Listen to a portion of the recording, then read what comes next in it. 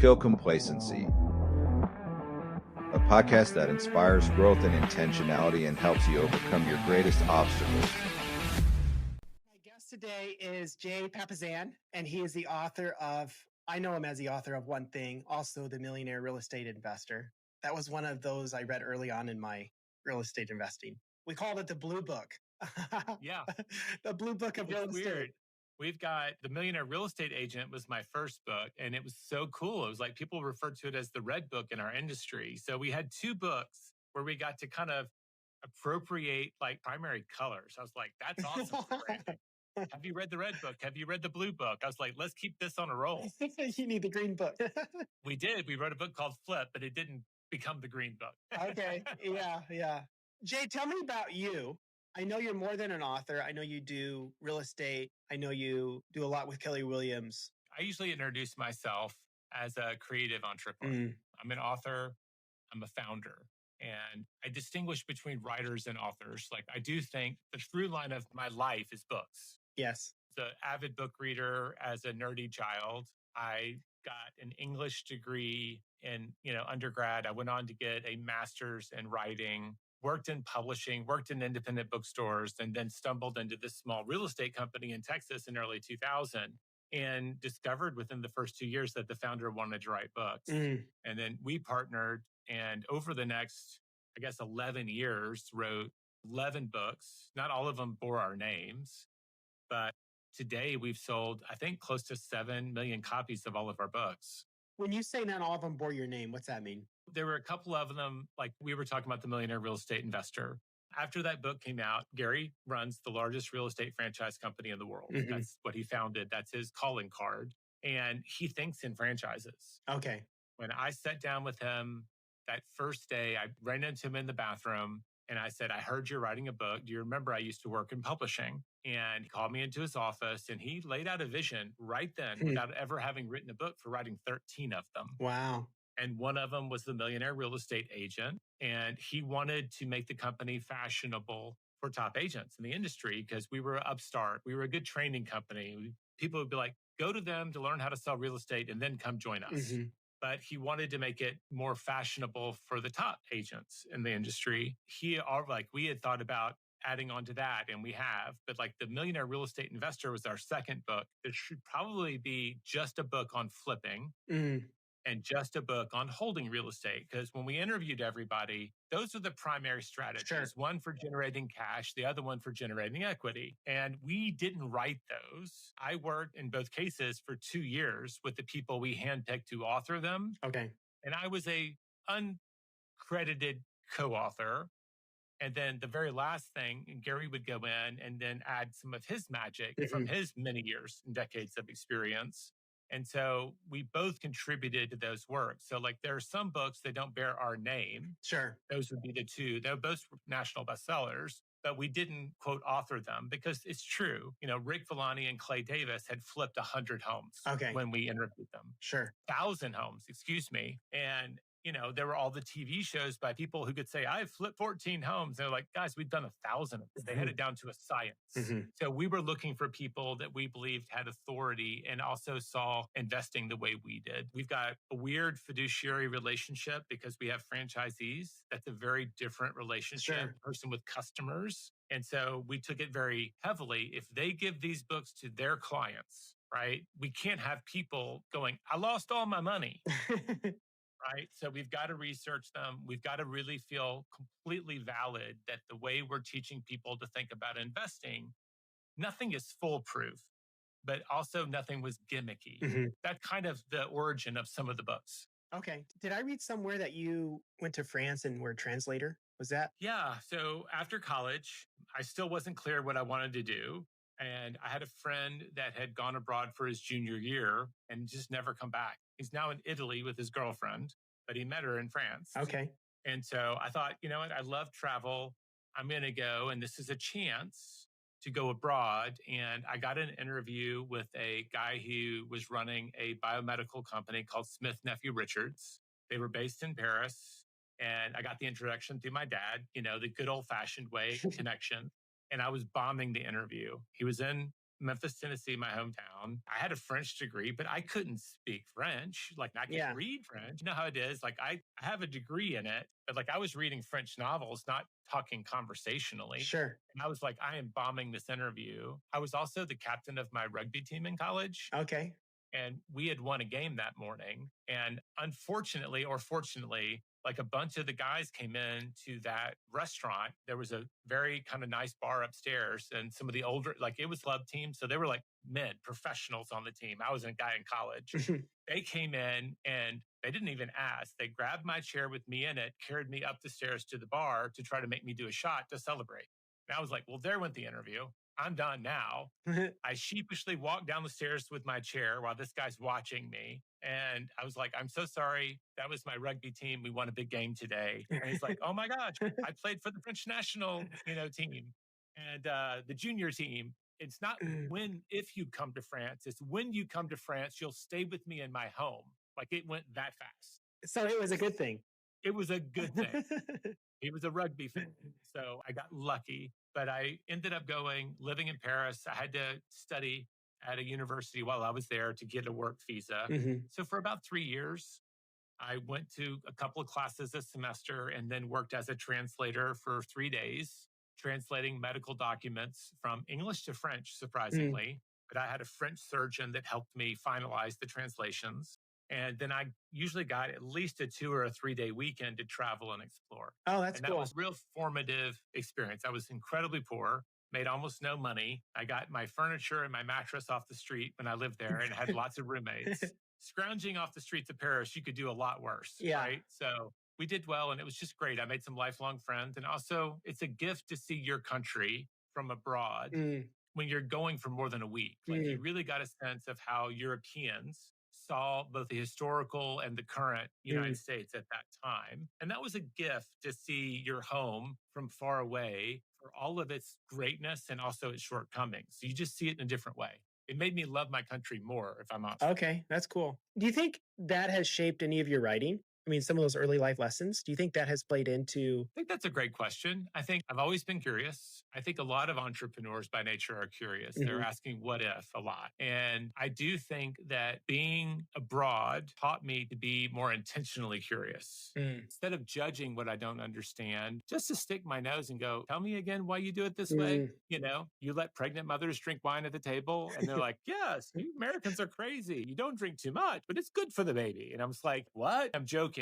But like so many of the things that we take as social truths just aren't social truths. They're conventions of where we live. That's good. And then from there, did you work at HarperCollins after that? Yep. I got accepted to grad school in NYU and I came back and completed my master's and I got a MA, not an MFA, but I had to write a creative dissertation because I was really focused on writing and being a writer in some fashion. And while I was there, I got a job in publishing as an editorial assistant at a small house and then jumped to HarperCollins. Okay. And that was a crazy moment in time. Within a year of joining, Rupert Murdoch bought the company, merged it with some Fox properties, which was kind of cool because we were doing like Simpsons comic books and things like that.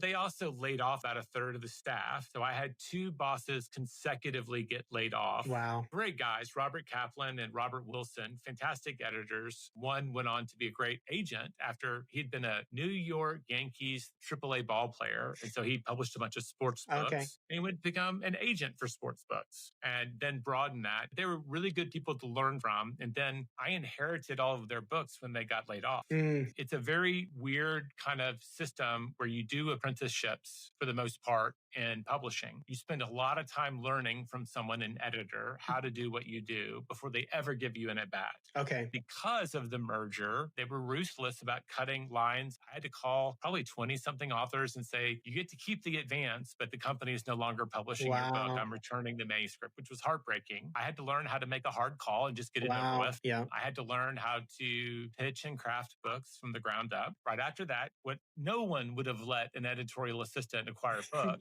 But because I was running like 36 titles one year, I started to make connections and I hired the guy who ran the Iowa Writers Workshop, Frank Conroy. I just cold called him and said, that was the place I wanted to get my writing degree. Okay. That was the dream spot for writers. I just said, I didn't get in, but I do know the lore. Like, would you be interested in working with your staff there and your fellow students and maybe writing a book on writing? And so we published a book called The 11th Draft, probably sold 11,000 copies, but it was a source of great pride in the company because when they were going very commercial, I acquired a very literary title and I got to publish some of my heroes in that. I remember getting a typed manuscript, no copies, from a very famous author that I admired that was I think, a teacher in residence at Ole Miss in Mississippi. And I remember thinking, oh my gosh, there's not even a copy of this. If I tear it up, it's gone. Wow. But it was a really cool experience. I got kicked out of the nest. So like a lot of times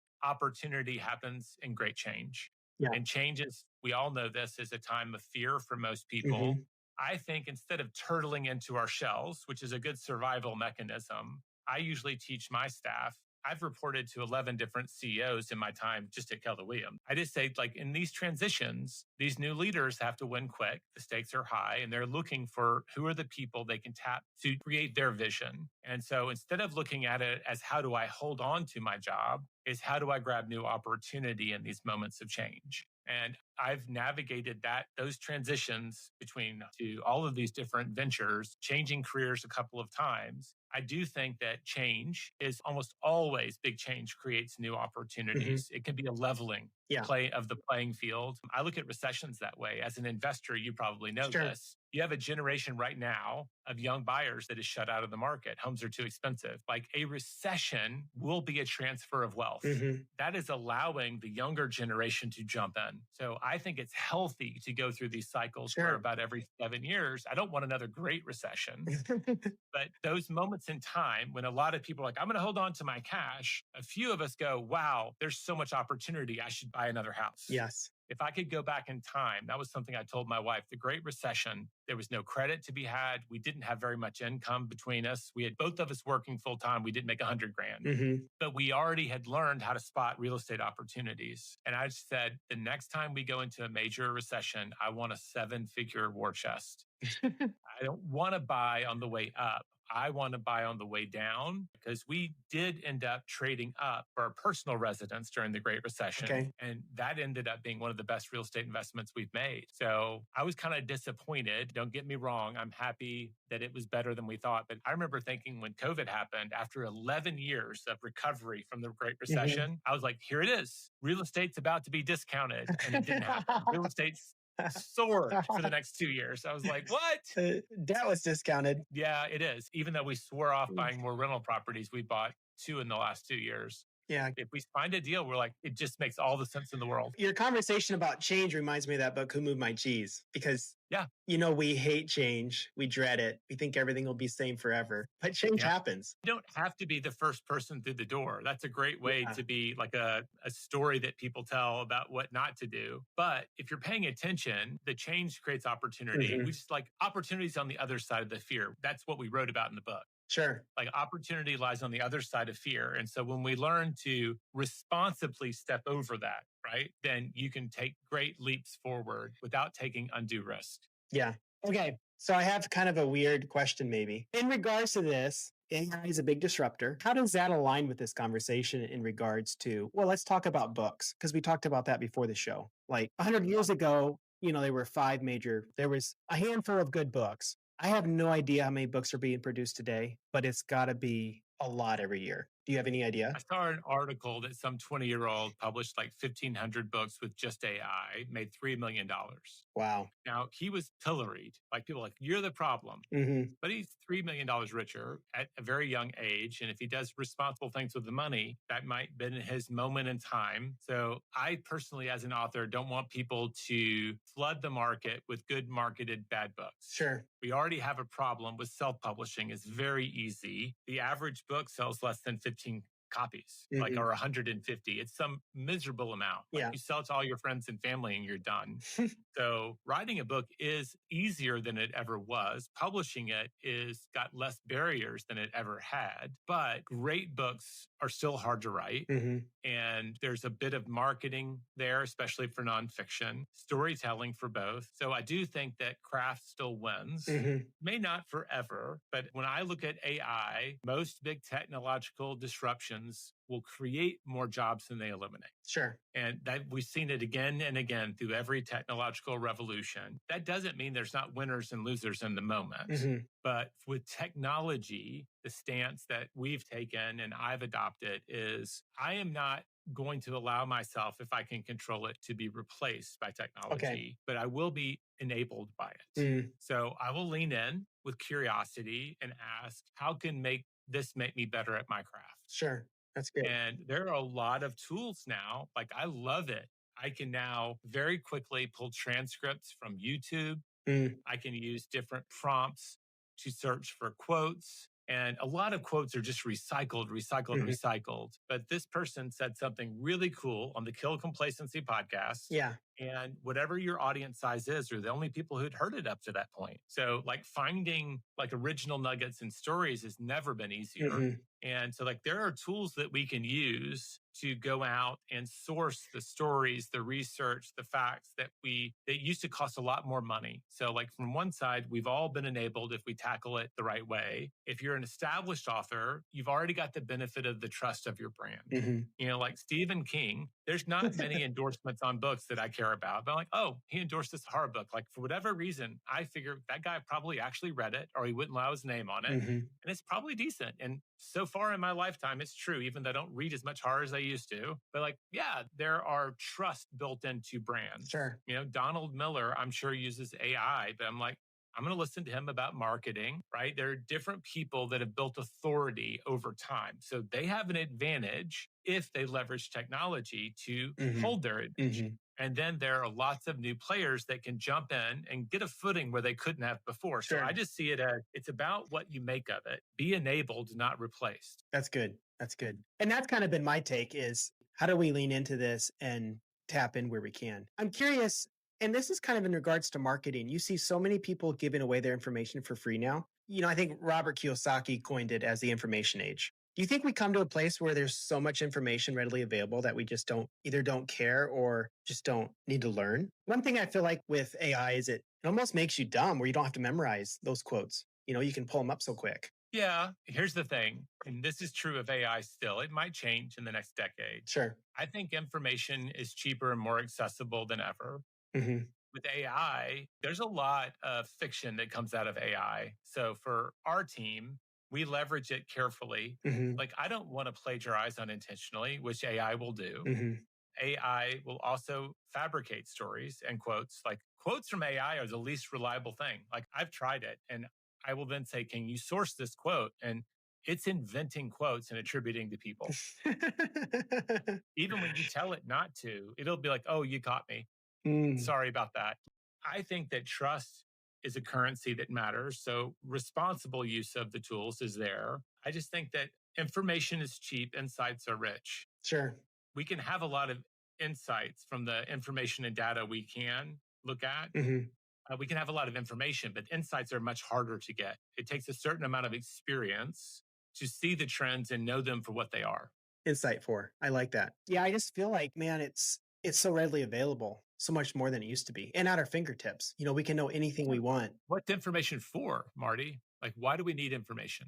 It's to make better decisions. Yeah. Yeah, to do, right? To me, my philosophy, this may not be true for everyone. Like, I love to learn. I'm a learner. But there are lots of people who have PhDs in topics that never do anything with it. Sure. So like one of our goals, like Gary and I have been very explicitly clear. And like I just wrote my first solo book, Rookie Real Estate Agent. And I'm very clear. I want to provide people the information they need to make great decisions, as you said, but also to do things that they want to do that they currently can't. And so information without action is worthless. Correct. Yeah. like, how do we combine those two should be the question. A lot of people use information as a way to procrastinate. I just should read another book. I should go do more research. I should do this thing. I'm doing something. Look at all the books I've read about this business I'm going to start, or this, like, this from real estate investing. 99% of the people at the seminar are not going to take action. They're in the information gathering phase, but so much of what you learn is when you start putting that knowledge into action, and you can't learn it truly any other way. Yeah. That's when those insights come together. So I'll borrow this from Pat Flynn. He's got a great book called Lean Learning. If you haven't read it, you should read it. And he's just brilliant. But his insight was a lot of people do a lot of just in case learning. And we need to do less just in case and more just in time. YouTube and AI and everything else, we don't need to know everything to start. So what is the first step, and what do I need to know to take it? And then I can figure out what the next lesson is and then learn that. So going from just in case to just in time is a really powerful journey. That is a good ethos for people who want to take action. Yeah. And that's really good because we want this information because we don't want to fail, right? Yeah. We're afraid of failing. Like procrastination and avoidance a lot of the time. Not every time, but a lot of. And I say this being fully guilty many times in my life. Me too. Yeah, for sure. Yeah. Let me think about that a little more. i.e., I'm going to procrastinate and not make a decision. Yeah. We don't want to fail. We're afraid of what that might say about our dreams. I think the good thing about fear, it does tell you that there's something important at stake, right? We're afraid what people will think of us or what it'll mean for our dreams. And that should signal us to move, not to freeze. Yeah. But human nature is a lot of us will freeze. And we need usually a coach or someone else to help us move forward. That's good. Okay, I want to talk a little bit about The One Thing. Is that your best-selling book? Yes. Most copies sold. So by the end of the year, we don't get all of the numbers in. We've got 40-something languages now. And we often get those sales often like a year after. So right now we've got 3.8 million copies that we know we've sold. I believe the end of the year, we'll still be looking backwards. We'll have hit 4 million copies. Wow. So of the books I have authored or co-authored, that is the biggest bestseller. Our first book, The Millionaire Real Estate Agent, has sold about 1.8. It's fantastic. So I've been fortunate to co-author 2 million copy bestsellers. But when I was an editor, I did work on a book called Body for Life. It's a health book. And I was told by my former editor there that I worked for, this is not the guy who got laid off. He was the guy I ended up working for at the end, David Hershey. I think he told me once that in all editions around the world, it had sold 6.5 million copies. So I've still got some work to do before I have, this is the best-selling book I've ever worked on. Wow, that's cool. Yeah. That's really cool. Talking about The One Thing, was that concept your concept? Was that Gary's concept? I'll give him credit. Like, it was not on his list of books when we sat down. So the origin story for that book is I was working as the head of our education here. I had worked with my team to create a course for brand new agents to scale their business enough to make their first hire. And I gave it to Gary to review. He loved it, but he goes, I really would like to write an introduction to this, right? This idea of going from startup to like, I'm now employing people. It's just a big leap for people. Like, wow, I've got someone's livelihood in my hands. And he wrote a short essay called Power of One. And basically, he was talking about the most successful people in the world will time block their most important activities, which is central to the book. And for him, it was lead generation for a sales business. And he just said, your one thing, power of one for a real estate professional is if you stay focused on generating new leads for clients that you can serve and then get rewarded for serving, that's how you get to be employing people. And when I thought about it, I came back that we all read it together and I set the paper down and I said, Gary, I think this is a book. And he goes, wow, I did too. Why? When I was acquiring books by myself briefly and then with David Hershey before I left HarperCollins, you look for someone who's got a platform. Gary had one. We had this huge company that was growing. You look for someone who has an idea and hopefully someone who has validity around the idea. Oh, I love that idea, but why should I listen to you, Marty? Right? And you say, well, I've bought and sold this many homes or whatever. And when I looked at the years I'd been working with Gary, at that point, 13. Well, no, at that point, it was like 9 because it was earlier when we started writing it before it published. So it's like 9 years, like close to a decade. I kind of felt like, I said, I think your superpower is what you're talking about. You're willing to wait longer to figure out kind of the 20% of something. But once you figure it out, you'll put more resources at it at the expense of everything else than anybody I've ever seen. Wow. And I just said, I do think that this is your through line. How you have become successful is you go all in on a big idea. He's very diligent about researching up front. He looks slow until he's so fast you can't see him. So I just said, I feel like this could be the book, you were meant to write. And I'm lucky I got to write it with him. So we write very collaboratively. Okay. I know which chapters I authored first. I know which ones he did. Like I wrote all the lies first, but then he edited them. And then I edited his edits. By the end, it becomes a very blended voice. And I could identify some sentences that are wholly mine, but nobody else can. That's beautiful. Yeah. Rare to find people who write that way, by the way. That's not the norm. That's what I was going to say. Like, how normal is that to co-author a book like that? The only people I've seen that have done it repeatedly at scale are the Heath brothers. Okay. It's Chip and is it Dan Heath? Okay, yeah. They wrote Made to Stick, The Power of Moments. They've written multiple New York Times bestsellers. They're brothers. Yeah. They have a collaborative style where they co-author books. And maybe there's other ones.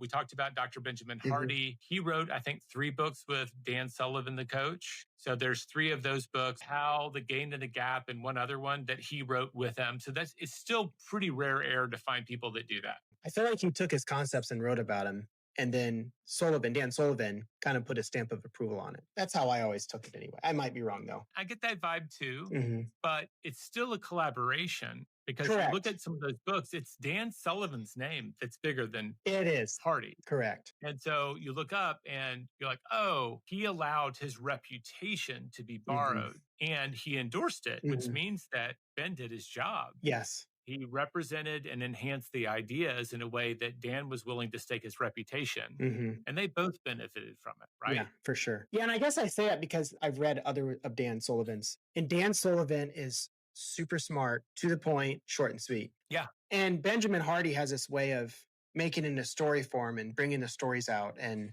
just stretching out those Dan Sullivan truths, I think. Yeah, their communication styles are very different. They're both brilliant human beings.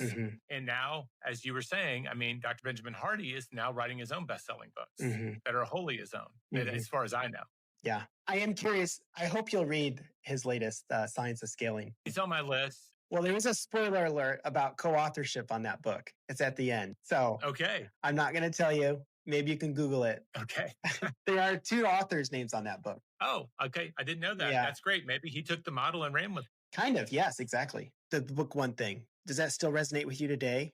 I mean, when you write a book, I feel like you really get ingrained with it. Do you feel like those principles are still alive in you today as they were 12 years ago, 10 years ago? Yes.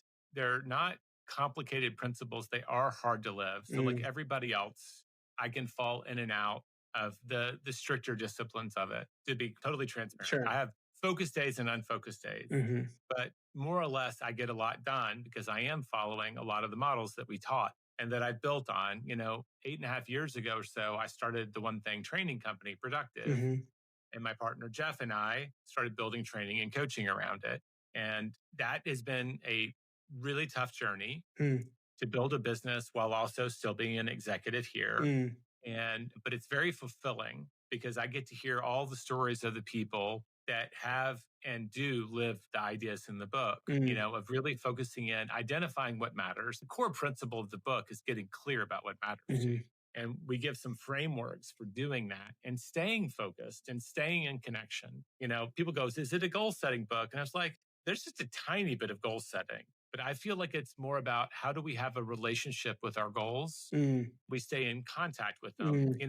I don't know if you're married, but like I kind of knew that my wife was going to be my wife within a month or 2 of meeting her. And I wanted to spend every minute I had with her. Yet most of us will start January with the same level of excitement for our big goals for the year. And then by February, most of us haven't looked at them again. Yeah.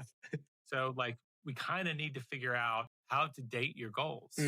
That's good. That's really good. I watched you and your wife in Austin, Wendy, right? Yes. You guys talked about $10 an hour tasks, $100 an hour tasks, $1,000 an hour, $10, 10,000, and really identifying, what's that one thing, that one task that's $10,000. Like that's what you need to focus on. Could you talk about that a little bit? Yeah, that was a little exercise. We worked up Brandon Turner's event. So I guess you were at the Better Life Summit. Yeah. And I had done it with our students in the one thing. Okay. I just asked people to write down, if they took their average week, what are the 5 things they invest the most time in? I think it's called the $10,000 exercise. Okay. And so I said, great. The first thing you have to do is identify what's the thing that you should earn $1 an hour for. And that's usually pretty obvious. Now, great. Now, what would be the $10 an hour? Now, what's the 100? What's the 1,000? What's the 10,000? And it works either way, I would imagine. But you can't have 2 $1 and you can't have 2 $10,000. It forces you to force rank them and assign money to them. The aha for almost everyone, probably you too, is that they spend the most time on the least valuable work. Yeah. Urgent, not important. Yeah. Emails, meetings, that sort of thing. Like, I'm very clear that for me, creating original content for my companies with Gary, for his companies and our companies, like, we can create books that can sell millions of copies. We're also really good at creating training, and that becomes the foundation for whole companies at times. And so, like, that's my $10,000 an hour. I should be right every single week, and I publish every single week. And I try to keep those muscles sharp. And, I was between books. We published some things very quietly, republished them, and I've stayed busy. And we got to a place last year where I had to rapidly rewrite the new book that's coming out in a few weeks. The Rookie Real Estate Agent. I had 89 days to rewrite the entire manuscript. Wow. And it was an incredibly difficult task. It's like about 75,000 words or so, maybe 80,000. Is that just the rough draft, or you had to have it final edited too? I had to get it so that it could go to copy editing. This was my last big chance to take a swing at it. And we had been drafting, and I won't give you the backstory, but it wasn't at that time clear if it would be a Gary and Jay book or just a Jay book, but it became clear it was a Jay book. So it had to immediately become wholly mine, which meant all of the stories that I'd pull out, I had to replace. I probably rewrote 70% of the book. The themes and the outline didn't change, but it had to be reworded and put firmly into my voice. Sure. And it was a grueling task because I was already doing a lot. And I was very clear, if I hadn't been practicing my craft, I write a newsletter every week called The 20%er. It comes out 7 a.m. on Fridays. And it is an original piece. I don't do repeats every single week, where I have to pull from my learnings at work, with our coaching clients, with our trainings, with my meetings with Gary, whatever, and try to pull some life lesson out of it. And I write, 700 words or so. And I have to publish it by Friday. So it's like, I've been doing that for 164 straight weeks. And you look up and you're like, if I hadn't had that muscle of being able to identify the pattern, write pattern, edit pattern, publish the pattern, there's no way I could have done that book in 89 days and kept our deadline. So there are things that are additive work versus subtractive. So when I took on the newsletter, I was like, how will I have space to write books with this? And then later I became the host of the One Thing podcast. I was like, wow, now I have to publish a podcast, and half of them are solo. They're not all interviews. So there's more creativity there. I was like, but what I found is some of those activities actually make the whole thing happen better and faster. And I think as entrepreneurs, when we think about our one thing, we need to be looking for the things that are additive to our one thing. That's good. And those are the things that we can say yes to because they make the pie bigger for us. Sure. If that makes sense. That's a very fuzzy idea to me still, but I just know it's the truth. No, it's good.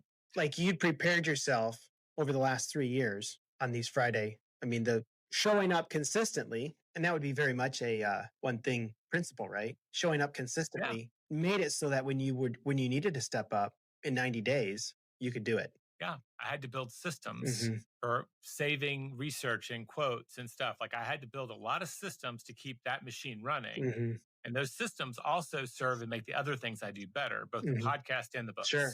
Yeah, absolutely. Talk to me about, if you were to have a sequel edition to The One Thing, would there be such a thing, or is that book all alone on its own? I would like to update it. I'll tell you a story though. The book launched successfully, became number one on the Wall Street Journal, number two on the New York Times. We got all kinds of book awards, but I was watching it going from selling, 4,000 copies a week to 1,000, whatever. And then a year after it got published, we were down to 400 copies a week. And I was like, that's it. You have the wave and then it settles at some place and then it might disappear altogether. And some books do that in 3 months. And I was like, well, we had a great year. Where is it going now? And I started doing every week one thing to promote it. And we also had the benefit of having written a good book, which I hope you agree. And it started getting word of mouth. And it started to get because busy people don't just grab a book if it's not fiction and read it the weekend they get it. And I discovered that people, even a year later, were just now getting around to reading the book they bought April 1st of 2013. And then we started a trend where for 4 straight years, every quarter we sold more books than the last quarter. Wow. And it just started to go up and up and up. And it was like a long period of growth. And it was during that, wow, now we're selling again, like 2,500 and 3,000, like really great numbers for a hardcover book. It was multiple years in publishing. And because we published the book originally on April Fool's Day, we were like, oh, we should do an April Fool's joke. And we created a fake cover called One More Thing. And we put it out there as an April Fool's joke. And we got like an angry phone call from our Korean publisher who didn't understand April Fool's. It was like, why didn't we get the rights to this book? I was like, no, it's not a real book. We won't write another thing or one more thing. I do think there is research that I would add to it. I think that the journey of teaching people to find their purpose is hard, but we now teach people to start with a core values exercise that we've dialed in really well. And 30 minutes, I can give you a really powerful compass for making decisions that will probably get you to your purpose. So there are things that I would love to add, and we probably will in the next few years. I'm working with my coach now to kind of identify, since I'm CEO of the company, I'm host of the podcast, I kind of feel like I would like to write kind of my book in the genre that's a complementary book. And so I'm playing with concepts right now around what that might be. And then the research phase can last for years or it can last for months. Sure. But I've got it narrowed down to a few. That's exciting. It is. It is. I hope that Gary will partner with me on it, but I would like to be the instigator because I've been living this at a really high level for a while. As the host of the podcast, as leader of the organization, it's a wonderful accountability system. Yeah. I hate it when I meet my heroes and find out they're fakes. So we call it, got to be a journeyer. Right? If you're selling weight loss, you need to be at least trying to eat right. You can still have cheat days and fail, and you can fall out of sync, but you've got to be legitimately trying. Sure. Otherwise, it comes off as phony. So it's wonderful accountability for me to try to live this and continue to live it every day. That's a long answer to your question. I hope that's okay. No, that's good. The phone, can be a huge complacency killer and, or killer of intentionality, I should say. I put my 3 core values on my phone because impact, family, and abundance is kind of my compass. And supposedly we look at this thing 87 times a day. And so you're doing the same thing. I want to be reminded all the time of these things that are supposed to be important to me. Yeah. But to your point, I try to live it. I don't want to be phony. I don't want someone to meet me and be like, dude, you're a fat slob. You talk about all this stuff, but look at you. So that's good. Yeah, I love that. That's good. We've got to find accountability where we can find it. None of us can do it by ourselves. Yeah, that's good. Hey, what are you doing right now, Jay, that your future self will thank you for? The last 2 years have been an incredible grind. My co-founder left the company a few years back. I tried to kind of keep it running on the same rails. But what I realized is because he had been the primary president and I'd been kind of the chairman of the board, a company had been built that I wasn't 100% aligned with. Great company. So I've been in the process, you've ever done a real estate rehab, and you've had to take it down to the stubs, get down to the studs. And you're like, what? There was a house here at one time. I have a vision for what it can be. And now you've got the mountain of bills to rebuild it. And in the meantime, you don't have the cash flow that you had before the rental property got, I felt like we did a down to the studs rehab. And it's been a really tough couple of years, the last 18 months in particular, as we kind of dialed in exactly who our customers are, what we're delivering to them. And for me, building a highly ethical business that serves. And it's also kind of built for this chapter of my life. That's where I want to live for the next 10 years. And so I was kind of building my business home. Where is it that I I want to live, where I can have the biggest impact and just look forward to going to work. So startup is hard. You probably know this. A lot of your listeners are in startup mode or considering it. And that is just a period where it feels like the sprint goes on longer than it should. But you have to kind of get things built progressively so that your foundation is strong. Yeah. And if you do that right, you can have a business model that can really change lives for a long time. I got to watch one of the best, Gary Keller, do it. And I'm just willing to be patient and put in the work. Probably in December, we'll have put everything in place. There'll always be more. There's always a to-do list, right? But I feel like we'll have really created the foundation for everything that's to come. That's good. If you were to give a graduation speech, what would you speak to 20-something-year-olds about? I think the message I most needed to hear at that age was start sooner, going back to our just in time versus just in case, because I lacked the real world experience. You know, I was afraid for a long time. I spent a large part of my career dancing around being an author. I always wanted to be one, right? So I got an English major. I got a master's in it. I became an editor. Then, you know, I was out there. I ghost wrote a few books, but my name wasn't on them. And then you look up and I finally get a chance to start co-authoring. And I was like, wow, like there's a decade. If I'd started sooner, what would my world look like? So I don't actually have regrets. Maybe those things were all exactly what I needed and prepared me. But I do think in general, I would tell younger people, you can start so much sooner than you think. And so you just should. That's good. Okay, tell me a favorite quote. I could say book, so you probably have too many of them. You really would have to narrow it down to a very specific category. I've got a favorite movie, Jaws. I've probably seen it more than anything. Don't ask me why, but that's the movie that I like, oh, it's on again. I'll watch it again. There's a book called The Razor's Edge. Have you read that book? I haven't. By a guy named M. Somerset Maugham. And it's kind of about post-World War II, I believe, and a kind of wandering soul. But there's a great quote in there I remember reading in college. If a rose at noon had lost the beauty it had at dawn, the beauty it had then was real. Nothing in the world is permanent, and we're foolish when we ask anything to last. But surely we're still more foolish not to take delight in it while we have it. If change is of the essence of existence, one would have thought it only sensible to make it the premise of our philosophy. It's beautiful. It's a good one, isn't it? Yeah. It teaches us, to me, to live and appreciate and be grateful for everything I have and not to always be looking back at things that I've lost or wishing for what I might have. To be present. Because every day there's that rose in the morning if you know to look for it. And just to be grateful and aware of all the gifts we have. So for me, I don't know what message came to you, but for me, it's this idea of being present and being grateful that comes from that. Yeah, so good. I'll have to look that quote up. My last question for you, Jay, is if this is your final recording, you can't do any more podcasts and you can't write any more books. What do you want the world to know? That everybody out there has a one thing if they're willing to look for it, and nothing will give them more joy and more pain, but it'll ultimately lead to fulfillment. So it's worth it to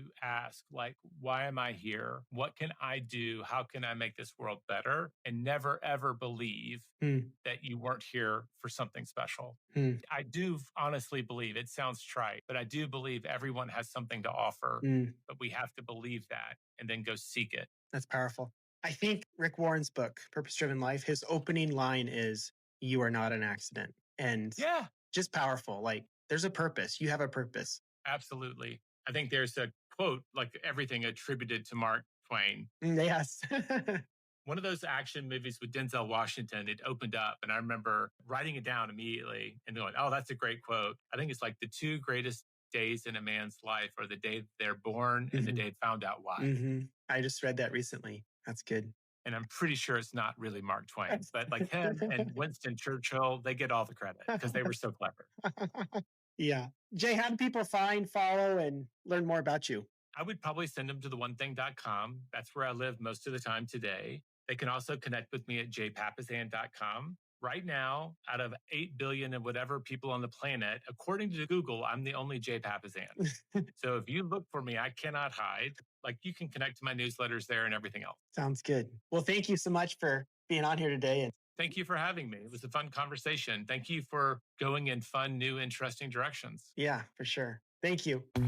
Just wanted to thank you guys for listening to the end. In closing, I just wanted to add that if this message resonates with you, if it aligns with your values, and something in it today triggered something, then you can also look me up on Facebook, LinkedIn, Instagram, YouTube. We are really trying to help people live more intentional lives to kill the complacency with which they have subscribed to. I know there's many ways in which I get sucked in all the time. So if this is beneficial, follow me there.